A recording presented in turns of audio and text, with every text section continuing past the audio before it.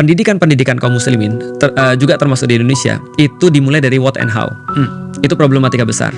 Tidak dimulai daripada why. Padahal zaman dulu ulama-ulama sudah pernah bilang begini, pertanyaan yang tepat akan membuka ilmu yang tepat. Jadi ilmu itu kayak tempat-tempat penyimpanan, dan pertanyaan adalah kuncinya. Kalau kamu punya kunci cuma ini, ya berarti kamu cuma bisa buka yang ini aja. Tapi kalau kamu misalnya mau untuk membuka yang tepat, kamu harus punya kunci yang tepat. Nah, kalau kita lihat di pendidikan orang-orang muslim, yang mereka bahas adalah what and how. Apa itu Islam? Bagaimana caranya Islam berjalan? Apa itu syahadat? Apa itu sholat? Apa itu zakat? Apa itu puasa? Apa itu haji? Apa itu rukun iman dan seterusnya. Tapi sebenarnya Rasulullah tidak pernah mengajarkan mulai dari what and how. Kita harus ingat bahwasanya sholat itu baru ada setelah 12 tahun.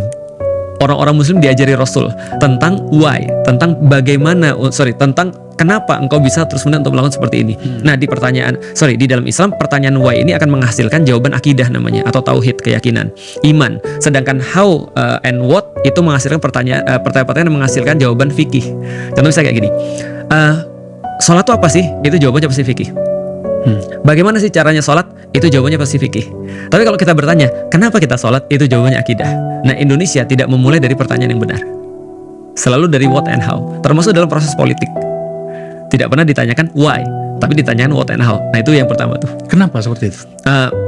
Sederhana sih, kita nggak terbiasa critical thinking. How? Critical thinking itu adalah pertanyaan why, bukan what and how. Karena sebelum what and how harusnya didahului oleh why dulu sebenarnya. Filosofi kan begitu kan.